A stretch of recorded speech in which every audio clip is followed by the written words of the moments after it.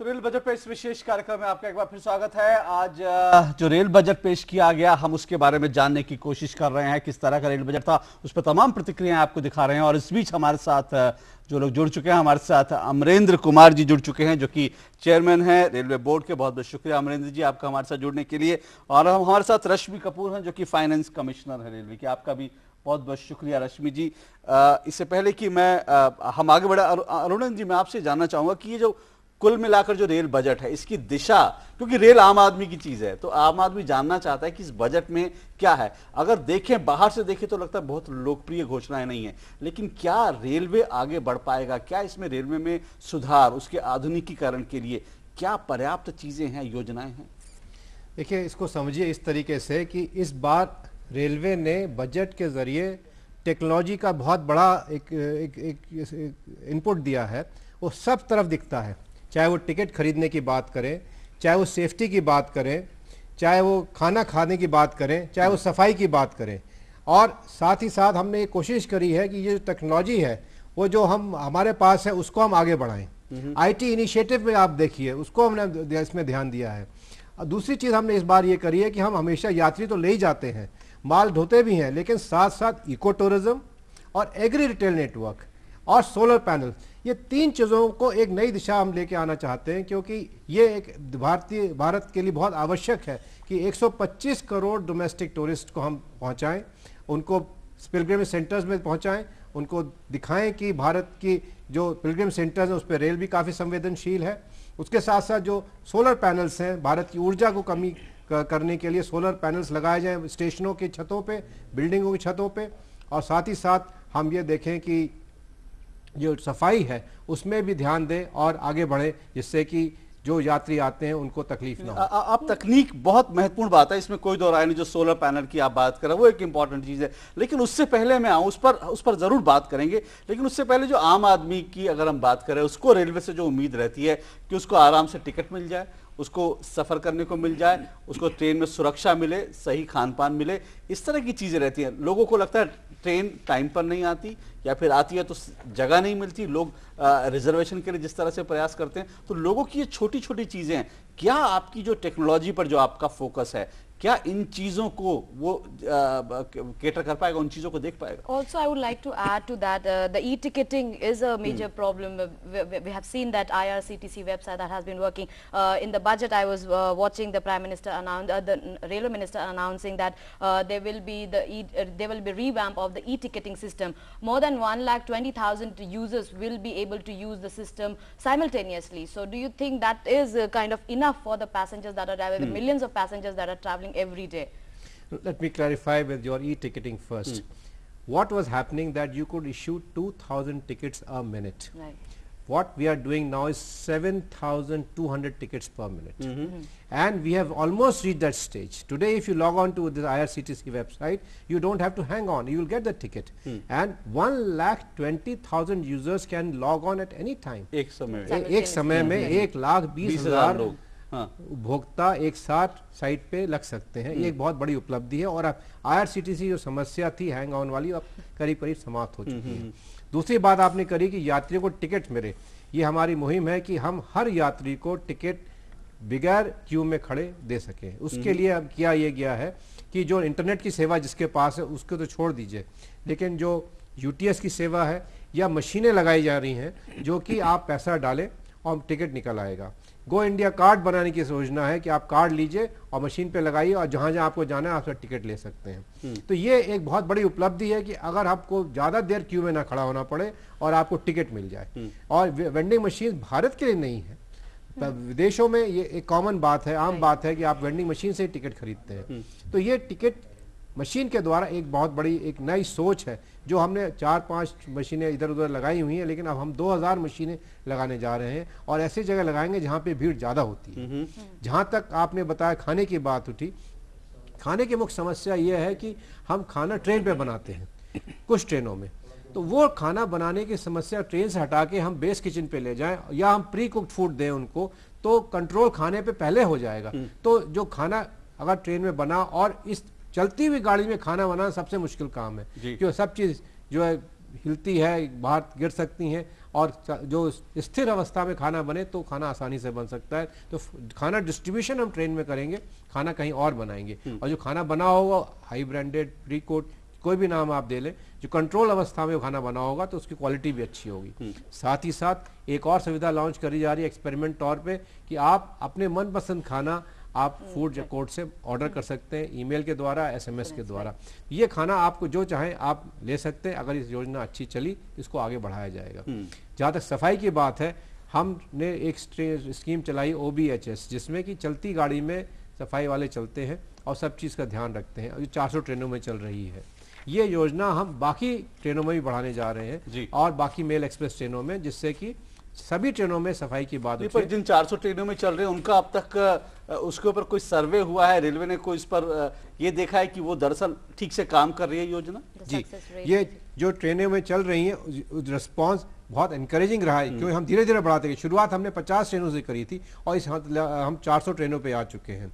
जो उसमें कमियां हैं उसको भी बीच में सुधारा गया है, और आगे हम जो बढ़ते जाएंगे, जो नए इलाकों में पहुंचते जाएंगे, तो ये एक जो चलती गाड़ी में सुविधा सफाई करने की मिले, ये बहुत बड़ी उपलब्धि है। इसके साथ साथ कुछ स्टेशन ऐसे नामित किए गए हैं जहां पे सारी ट्रेन एक साथ सफा की जाती है, अगर 15 से 20 मिनट तक गाड़ी का विश्राम हो वहां पे। तो ये क्लीनलीनेस, कैटरिंग और सेफ्टी की बात आप और करना चाहूँ, जो एक और मुद्दा लोगों को लगा रहता है, वो सबसे बड़ी चीज़ जो अब हम इस बात करने जा रहे हैं कि जो ट्रेन अभी चलती है उसका दरवाजा आप कभी भी खोल सकते हैं, और बंबई में ट्रेनों का दरवाजा हमेशा खुला ही रहता है जी। अब ये योजना जो दिल्ली मेट्रो की जैसे ट्रेन आपने देखी, वो ट्रेन दरवाजा बंद होने के बाद ही ट्रेन चलती है। ये तकनीक हम मेन लाइन ट्रेनों में और सबअर्बन ट्रेनों में लगाएंगे, जिससे कि चलती गाड़ी में सुरक्षा और संरक्षा दोनों का ये असर पड़ेगा।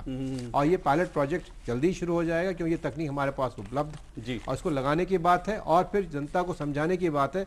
ये ट्रेन बंद होगी दरवाजा तभी गाड़ी चल पाएगी, तो इसमें सहयोग दें। Right mister Arunendra Kumar, for all this the revamping basically needs lot of money, lot of investment in the railways, and we have always heard that. Yesterday also finance minister was saying that the railways is running in losses. We have heard the rail minister himself saying that the railway is running in losses and we need a lot of finances for that. So the PPP mode and the FDI mode that is being considered for the railways, but there was no kind of clear mandate for the FDI mode in the railways. It has been said that cabinet approval will be sought for that. So how much do you think that the FDI cap could be after the cabinet approval is sought and all the clearances are taken for the FDI route? Let me clarify. Why do we go for FDI? You see, what is happening is that the expectations of the passengers and the people of India, and rightly so, are increasing, and the funds that we have cannot match that much. So we have to look for other options for generating revenues, and FDI is one of them. The FDI proposal had come to us. We have given our clearances for those areas up to 100% where we can ask others to invest, which is high-speed lines, dedicated freight lines, or port connectivity projects, where we can get that much of money. And we are getting a lot of money today also. We have 7 projects of port connectivity which where in principle clearance has already been given. So the moment we get clearance, we have the people looking for investments in India, because Indian Railways is opening up not to technology but to everyone for passenger convenience, and we expect a good amount of interest, as we have been seeing, to generate in reality. जी ma'am, जाहिर तौर पे जब घोषणाओं की बात आती है, रेल की बात आती है, तो रेल मंत्री हैं, रेल मंत्री का काम है घोषणा करना, बजट बनाना। अमरेंद्र जी भी कह रहे हैं कि ये सब कुछ होगा, लेकिन जब तक पैसा नहीं आएगा तब तक नहीं होगा। तो सवाल ये है कि बहुत सारी घोषणाएं होती हैं लेकिन इम्प्लीमेंट नहीं हो पाती, क्योंकि रेलवे का अक्सर फंड क्या आता है कि पैसा नहीं है। 30,000 करोड़ सालाना घाटा। क्या कुछ होगा कि रेलवे की जो सेहत है, आर्थिक सेहत है, वो सुधर पाए और रेलवे के पास दरअसल इन योजनाओं को पूरा करने के लिए पर्याप्त फंड हो? अगर आप हाई स्पीड कॉरिडोर या इसकी बुलेट ट्रेन की बात कर रहे हैं तो वो तो हम अपने फंड से नहीं कर सकते, it is just not possible. बाकी अपनी जो इम्प्रूवमेंट्स हैं, जो अभी सीआरबी साहब ने भी बताया, उसके लिए सिर्फ पैसा ही नहीं, पैसा तो ज़रूरी है ही। जैसे क्लीनलीनेस के लिए हमने इस बार 20-25% और बढ़ा दिया है outlay, instead of 800 it's about 1000 crore.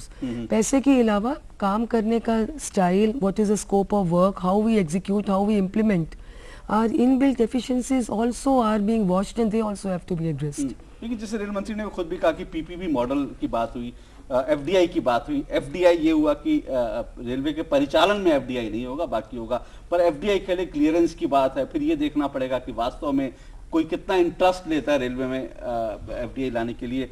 PPP model अब तक सफल नहीं हो पाया, तो अब क्या होगा कि हम माने कि अब जो है पीपीपी मॉडल से कुछ अगर नई चीज आप खड़ा करना चाहती हैं तो दरअसल उसके लिए आपको फंड मिल पाएगा? नहीं, इस साल तो पीपीपी मॉडल का हमने 6000 करोड़ का प्रोविजन किया है। पिछले साल में काफ़ी 1 lakh and something was there in the 12th plan, तो हम इतना ज़्यादा नहीं अपनी उम्मीद रखें, जितना कर सकते हैं हमें उतना ही रखना चाहिए। 6000 तो हमें उससे मिलेगा ही इस साल, क्योंकि we have worked out the budget on realistic basis and not just on what we think is our hope and expectation. But it is not so much, I feel, about raising money. There are many people who are willing to invest with the railways. It is more about how we will be able to repay them. For that we need to improve our efficiencies and work out more creative methods also. But for day-to-day passenger amenities, as CRBA said, there are so many ways and means which do not need heavy investment. But which we can work from within the organization, and we are, like doors की जो बात की या solar energy, you don't need great investment for that, or reservations or amenities. These services, yes, can be easily done, but huge investments is difficult.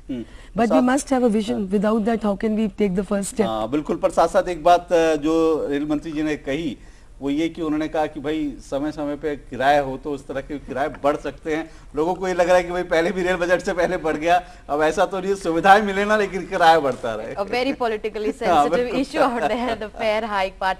But also if we talk about the revenue generation, as ma'am was saying, that we need to have a clear mandate regarding that and a clear idea as to what vision basically we need for the revamping of the railways. We have seen that the railway revenue generation, the traffic growth has declined, but the expenditure has gone up as compared in 2013-14 basically. And as in the budget speech also, railway minister said that the rail fare hike is expected to mop up only about 8,000 crore rupees. So what is the plan B of getting more revenues for the railways?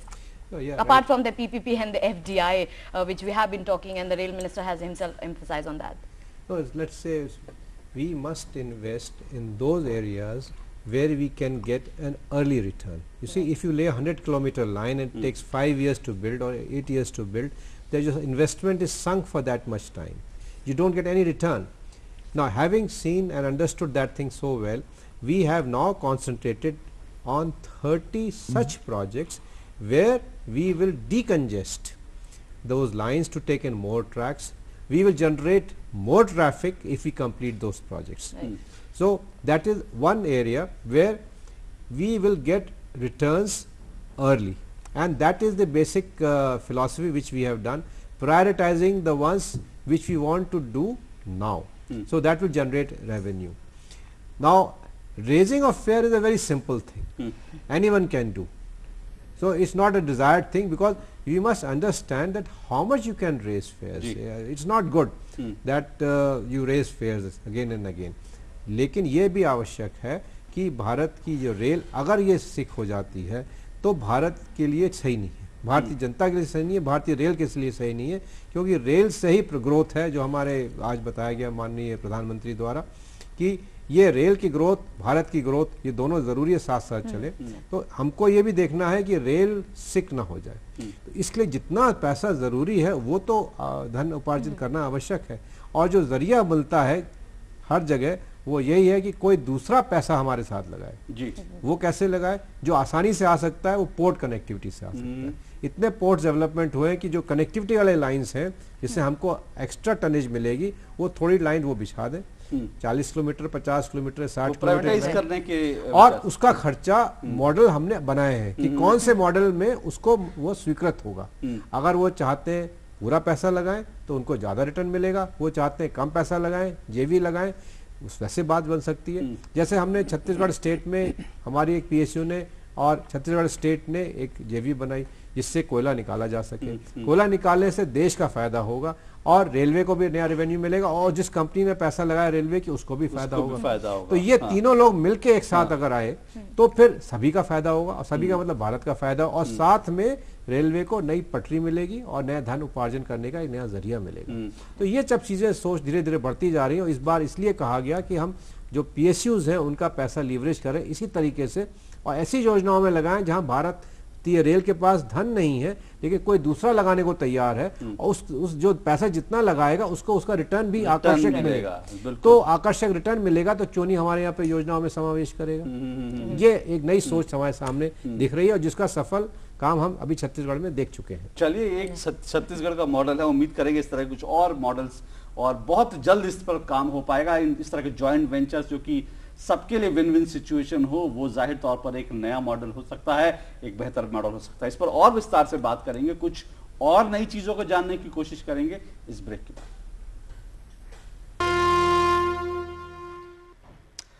Rail budget पर हमारे इस विशेष प्रसारण में आपका एक बार फिर स्वागत है। आज जो पहला रेल बजट एनडीए का पेश हुआ उसको हम जानने की कोशिश कर रहे हैं, उसमें क्या कुछ खास है आम आदमियों के लिए और क्या ये बजट रेलवे की जो सेहत है उसको सुधारने की दिशा में आगे बढ़ पाया है। सर, इसमें एक बजट में जो एक बहुत खास बात कही गई जो कि एक आम आदमी स्टूडियो में फिर उसी पर आ रहा हूँ, रेलवे स्टेशनों पर सार्वजनिक निजी भागीदारी के जरिए फुट ओवर ब्रिज बनाए जाएंगे, एस्केलेटर्स, लिफ्ट का निर्माण होगा, पर्याप्त मात्रा में पानी, टॉयलेट्स और साथ साथ ये कि वरिष्ठ नागरिकों और विकलांग लोगों के लिए बैटरी चलित कारों का निर्माण होगा। ये एक ऐसी चीज है जो आम लोगों को बहुत जरूरी चीज लगती है, लेकिन नई दिल्ली का उदाहरण हमारे सामने है। वहां पे कुछ चीजें हुई लेकिन हमने देखा कि उसके रख रखाव को लेकर बड़ी तरह की प्रॉब्लम्स दिख रही हैं। क्या ऐसा देश के प्रमुख रेलवे स्टेशन पर हो पाएगा और अगर कब तक हो पाएगा, क्या तस्वीर बदल पाएगी? जो आपने अभी सुविधाओं का जिक्र किया ये आवश्यक है। FOBs हमारे पास है, एस्केलेटर्स हम खरीद चुके हैं और कई स्टेशनों पर लगा चुके हैं, लिफ्ट्स भी लग चुकी हैं और जहाँ तक बैटरी चालित सुविधा का प्रश्न है, ये इसको चलाने में कोई ऐसी देर की बात नहीं, आपको खरीदना ही है और शुरू करने की बात है। तो ये जो सुविधाओं है इसमें समय लगने की बात नहीं है। एक बार आप रास्ते पे निकल चुके तो ये धीरे धीरे करके आती जाएंगी। पहले एक कुछ स्टेशन होंगे, बड़े स्टेशन होंगे, फिर उससे छोटे स्टेशन होंगे, फिर उसके छोटे स्टेशन होंगे। तो ये सुविधाएं हम जल्दी मुहैया करा सकते हैं, एस्केलेटर और लिफ्ट को छोड़ के, इसमें थोड़ा समय लग सकता है। जी। Has those stations been identified where these will be first initiated and set up? The stations we classify as A1 stations where we have maximum footfalls which are about 75. Right. Those are the ones which we will get first. Then we come to A class stations and if we finish that much, a major chunk of requirement has been taken up. Ma'am, इसमें भी सार्वजनिक और निजी भागीदारी की बात कही है, PPP की बात कही है। मैं फिर कह रहा हूँ कि दिल्ली में बहुत से लोगों के जो एक्सपीरियंस है बहुत अच्छे नहीं दिल्ली जैसे स्टेशंस पर फुट ओवर ब्रिज या फिर एस्केलेटर्स को लेकर लोगों की अक्सर शिकायतें रहती हैं कि वो वर्किंग कंडीशन में बहुत बार नहीं भी होते हैं। तो इसको किस तरह से कि ये सिर्फ इंस्टॉल ना हो बल्कि ये प्रॉपर काम भी करें और किस तरह से इसमें PPP मॉडल के जरिए पैसा जुटाया जाए? नहीं, जहाँ हमारे पास कम कैपिटल है वहीं पर ही तो हम थर्ड पार्टी की असिस्टेंस ले रहे हैं, वेदर इट्स PPP मॉडल और BOT और बूट और FTI। तो ये इसके लिए तो अभी वर्कआउट करना पड़ेगा। This is what we think, this is our vision and this is the way we want to plan it out. The nitty-gritty, the detailing, what the parties can offer, whether it suits us, whether it is primarily suited to the public, from all angles, we'll have to work out the details and then see it is not mere investment but also maintenance. So right now what we've given is a blueprint. Implementation is what we have to work on.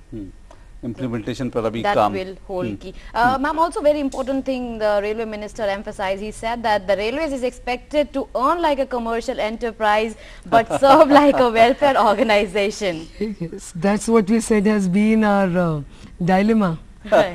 A decade of dilemma, he has Yes, said that. yes. So basically it is choosing between commercial and social viability. So Many times how we do you didn't have a de- choice also. Sometimes we don't really have a choice, but that has been the problem. It's good and bad both. right. So But dealing we with have a the social liability, the burden of social responsibility we mentioned in the speech, the MR mentioned, about 20,000 crores. और इसी में इसको कि आपने सामाजिक जिम्मेदारियों की बात की तो इसमें जो पूर्वोत्तर क्षेत्र की बात आई, नॉर्थ ईस्टर्न रीजन की बात आई, पीएम ने भी कई बार पूर्वोत्तर क्षेत्र पे अपने भाषणों में बहुत इस पे जोर दिया है। 11 राष्ट्रीय परियोजनाओं के लिए 5,156 करोड़ रुपए, जो पिछले साल से 54% अधिक है। इसके लिए किस तरह के प्रावधान होंगे, क्या इसके लिए टारगेट? नहीं, जिस जो नॉर्थ ईस्ट एरिया के लिए इस बार हमें फाइनेंस मिनिस्ट्री से बहुत अच्छा ग्रॉस बजटरी सपोर्ट मिला है and we are grateful for that. और पैसा मिलेगा तो काम होगा, पैसे की वजह से ही तो काम नहीं हो पाता जहाँ पैसे की कमी हो। तो ये टारगेटेड वर्क्स हैं, the money is ring fenced for this works and I'm sure we'll be able to absorb that on the works for which they are specifically meant. जी. Right. So you can take forward from that. You wanted to add something onto that. Let me clarify. In the northeast sector, what is happening? The Lumding-Silchar section is a meter gauge section. We have to convert. It's over 200 kilometers. So we will be closing from 1st of October, and we'll commission by 31st of March. 6 months. And the interim, we are planning to store and move as much as we can the food grains for that area, so that we don't have crisis when the section is closed. At the same time, we have also identified new lines which we will commission by 31st of March, which has found a place in the Honorable Minister's speech to Morgong Salek, to other places, so that connectivity to the capitals of the states in northeastern area is not very far off. Jiribam Tipul, we will be working on that. So the emphasis on developing and finishing the work in the northeast is one of the key reasons for higher investment. Right. And that is what we will feature in, and that is we are working for that, so that the northeastern connectivity comes up. At the same time, the rail tourism for students for northeast will be given a fillip. That we will run specials for trains or designated trains on call to the northeastern sector to develop tourism. If northeastern opens up, the tourism sector is the one which can do the best, and to integrate it further into into Indian mainland. यानी north east के लोगों के लिए अच्छी खबर है, उस पर काफी जोर है, और नॉर्थ ईस्ट के लोग अब तक दिल्ली से काफी दूरी बढ़ जाती है, क्योंकि खास करके जब ट्रेन नहीं होती, सिर्फ आपको हवाई मार्ग एक विकल्प होता है, तो लोगों के लिए महंगा भी होता है और बहुत कष्टकारी भी होता है। लेकिन ये अच्छी खबर है कि नॉर्थ ईस्ट पर इस बार बजट में काफी तवज्जो दी गई है। उम्मीद करेंगे ये योजनाएं, ये परियोजनाएं जो है समय से और अपने टारगेट को लेकर पूरी हो। एक छोटा सा ब्रेक यहाँ लेते हैं, ब्रेक के बाद ये कार्यक्रम जारी रहेगा, आप बने रहिए हमारे साथ।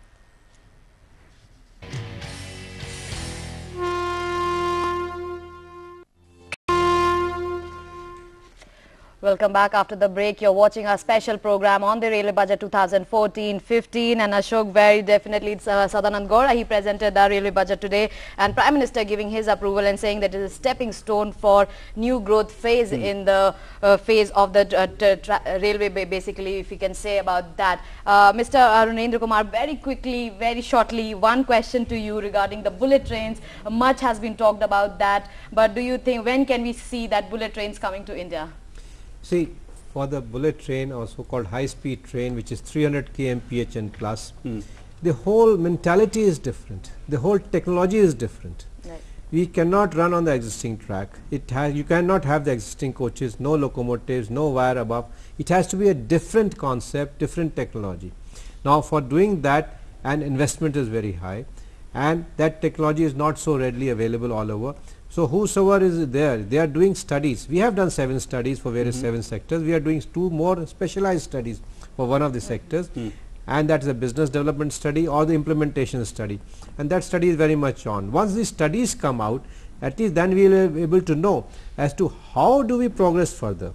But the fact that it has been announced in the budget is the first step, which is essential, and 100 crore has been allocated for this work, which will mean, and which we are investing in developing skills of our people, of our staff, our supervisors, of our officers, so that when the train starts, the work of train starts, we are in a position to imbibe it, absorb it. जिन 9 lines की बात हुई है, जहां पर 150 से 200 kilometre की रफ्तार से गाड़ियां दौड़ पाएंगी, उसके लिए भी जो तमाम ट्रैक्स हैं उनको बिल्कुल बदलना पड़ेगा। नहीं, देखिए, जो 9 लाइनों की बात करी गई है, उसका बेसिक समस्या ये, मतलब मुद्दा ये था कि हम बगैर खर्च करें अपने पास जो इंजन है और जो डब्बे हैं उसको इस्तेमाल करते हुए क्या गति नहीं बढ़ा सकते? जी जी। आंसर था हाँ, बढ़ा सकते हैं। और इसलिए दिल्ली और आगरा के बीच में अभी आपने देखा होगा सेमी हाई स्पीड ट्रायल जो सफल प्रयोग हुआ था, वो इसी का एक कदम था जी। कि हम इसको बढ़ाएं, हमारे पास इंजन भी हैं, डब्बे भी हैं, उसकी पूरी क्षमता का उपयोग करें। लेकिन जो पटरी है उसमें थोड़ा हमको इन्वेस्टमेंट करने की जरूरत है, फेंसिंग की जरूरत है, क्योंकि इतनी तेज रफ्तार में अगर कोई चीज बीच में आ जाए तो कुछ भी गड़बड़ हो सकती है। तो हमने दिल्ली आगरा आइडेंटिफाई किया, इसके साथ साथ 8 और सेक्टर है जहाँ पे ऐसे काम किए जाएंगे और हम सेमी हाई स्पीड ट्रेन का जो योजना है उसको कार्यान्वित कर सकें। रश्मि जी, आखिरी बात आपसे, हालांकि इसका फाइनेंस से मतलब नहीं है, लेकिन आप महिला हैं इसलिए आपसे पूछ रहा हूँ। 4000 महिला आरपीएफ कांस्टेबल नियुक्त करने की बात हुई है, इसमें क्या महिलाओं को सुरक्षा देने का इस बार पूरा टारगेट था कि महिलाओं को ज्यादा सुरक्षित महसूस कर सके महिलाएं? नहीं, वो तो होगा ही। If there is an escort in ladies compartment, whether it is Bombay Suburban or whether it is other ladies coaches, it would make a difference। और उसके साथ हमने इसकी भी बात की कि हर एक आरपीएफ कांस्टेबल को एक मोबाइल भी दिया जाएगा। तो मेरे हिसाब से तो इसमें सुरक्षा का एक एहसास यात्री सुरक्षित फीलिंग तो होनी ही चाहिए, बिल्कुल होनी चाहिए। चलिए, अभी बहुत सारी बातें हैं जो इस फीलिंग नहीं, सुरक्षा होगी भी। चलिए, फीलिंग नहीं सिर्फ होगी भी, रश्मि जी कह रहे हैं कि सिर्फ फीलिंग नहीं होगी बल्कि वास्तव में सुरक्षित महसूस करेंगे, सुरक्षा होगी। चलिए, बहुत सारी बातें हैं अभी रेल बजट को लेकर और बहुत सारे रिएक्शंस अभी देश भर से आने बाकी हैं, लेकिन फिलहाल इतना ही। और बहुत बहुत शुक्रिया अरुणिंदु जी, आप यहाँ पर आए, और रश्मि जी आपका भी बहुत बहुत शुक्रिया। सालविया, फिलहाल इस वक्त इतना ही है। That's it, and we'll take your leave. We have only this much for you on the rail budget analysis with our esteemed panel of guests here. We'll take your leave. Thanks for watching. Namaskar. नमस्कार।